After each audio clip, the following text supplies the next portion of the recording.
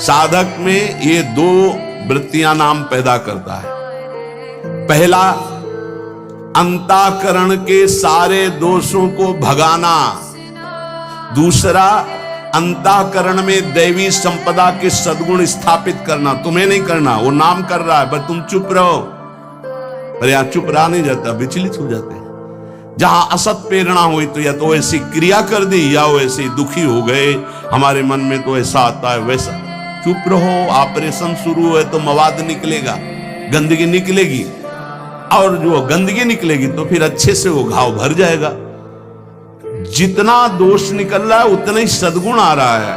अंतःकरण में भागवतिक सद्गुणों की प्रतिष्ठा होने में देर नहीं लगेगी। किसको?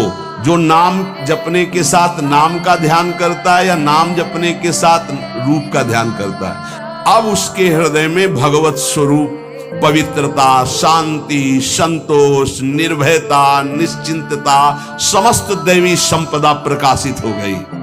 अब तो एक एक नाम के साथ उसको स्वाद मिलने लगा और दिव्य स्वरूप भगवान का उसके हृदय में झलकने लगा। अब भगवान के रूप की प्रतिष्ठा उसके मानस नेत्रों में हो गई। लीला में प्रवेश, सेवा का अधिकार, सब भाव स्वरूप की जागृति, सब पूरा का पूरा प्रकरण ध्यान से बार बार सुनना। जब कोई साधक नाम जब प्रारंभ करता है, नाम जाकर के अंदर ज्ञान जागृति नहीं करता। प्रारंभ में सुप्त वासना प्रवृत्तियां जो छुपी उनको जागृत करता है। उठ और भाग यहां से।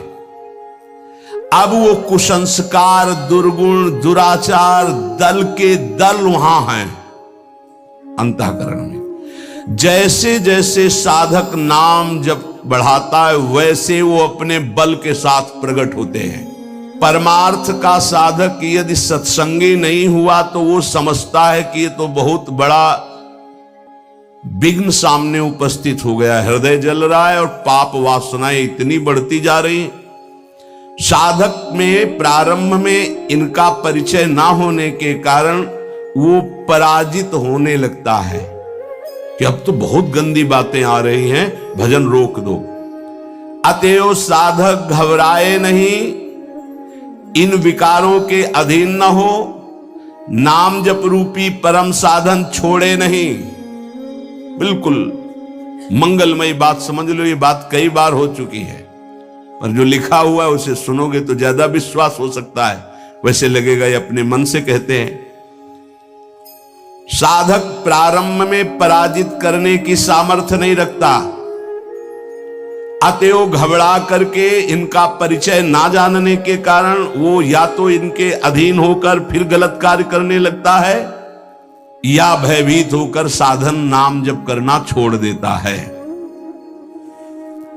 किंतु यदि गुरु कृपा पात्र साधक प्रभु के नाम की वास्तविक महिमा जो सुन चुका है, ऐसा अवसर जब आता है कि हृदय में बड़ी गंदी बातें, बड़ा प्रपंच उदय हो रहा है, तो वो समझने लगता है नाम काम कर रहा है, नाम काम कर रहा है। अब हमारा हृदय खाली हो रहा है, ये वासनाएं निकल रही हैं, समस्त हे गुण, दुर्गुण, दुराचार प्रवृत्तियां नष्ट हो रही हैं। बार बार वही हमने अनंत जन्मों में किया, इसलिए बार बार वही आ रहा है, आ नहीं रहा, वो जा रहा है, हर वृत्ति जा रही है। अतएव और नाम उच्चारण बढ़ाए और सत्संग सुने, जिससे हिम्मत बनती जाएगी। घबराओगे नहीं, बड़ा भारी युद्ध है, एक दिन में सब डिलीट नहीं हो जाएंगे। धीरे धीरे जिन गुणों से भगवान रीझते हैं, ध्यान देना, एक विकार गया, एक गुण आ गया, वो विकार की वृत्ति गई, दूसरा गुण आ गया, खाली नहीं रखता। ये बड़े काम की बात है। जैसे जैसे नाम जब चलेगा, दुर्गुण, दुराचार, दुर्विचार, पाप प्रवृत्ति खाली हुई, उतने में सद्गुण सदाचार आके बैठ गया कि अब दोबारा उसको जगह नहीं मिलेगी।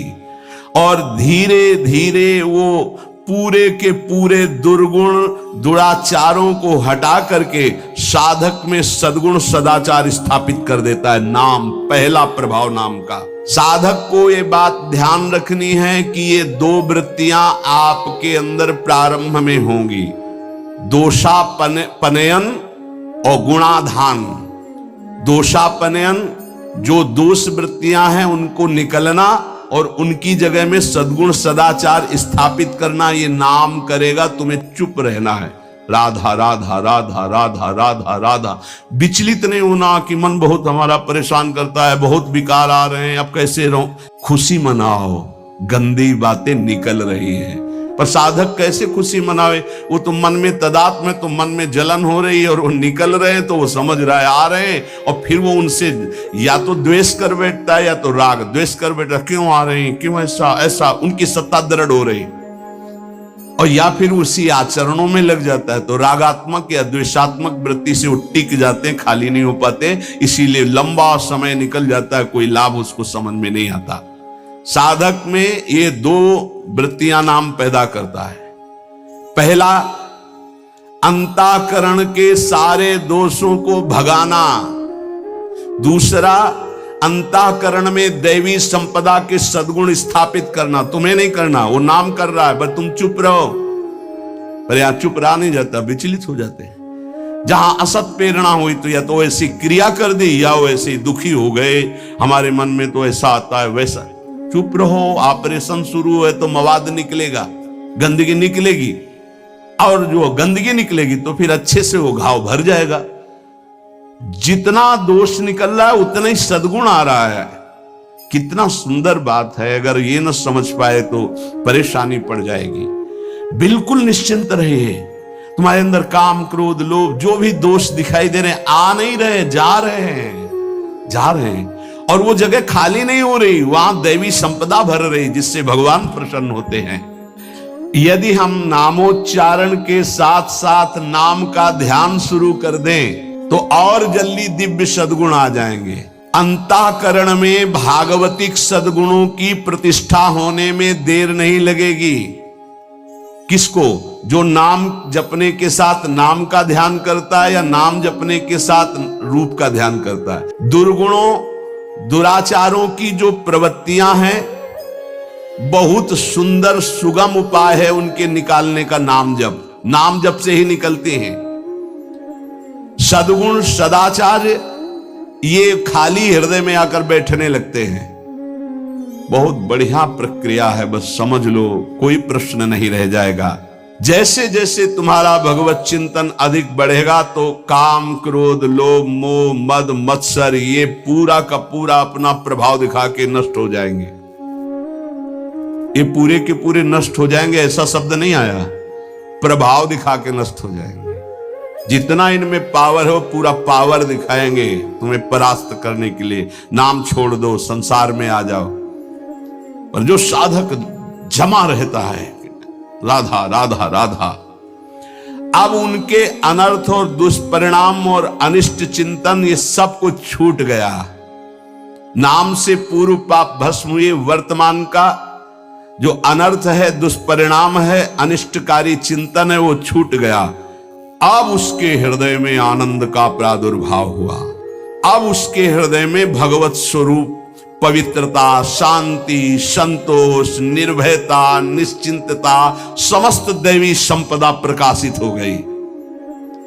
अब तो एक एक नाम के साथ उसको स्वाद मिलने लगा और दिव्य स्वरूप भगवान का उसके हृदय में झलकने लगा।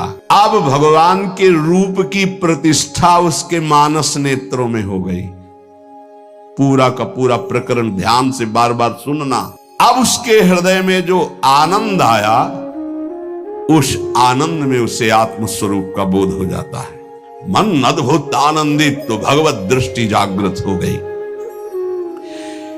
ये दो अधकचरी दशा के नाम जापक होते हैं, इनकी बड़ी दुर्दशा होती है। मुख से तो नाम उच्चारण करते हैं और शरीर के आचरण करते हैं, वही जो मन बुद्धि कहते हैं, तो उनका वास्तविक नाम जप नहीं हो पाता। क्योंकि थोड़ी देर मुख से नाम उच्चारण कर लिया, फिर असत आचरण किए, असत चिंतन किए, तो ये जो अधकचरापन है ये बहुत कष्ट देने वाला है। सच्चा नाम स्मरण जो पीछे वर्णन किया गया, आपको परास्त नहीं होना, बराबर नाम।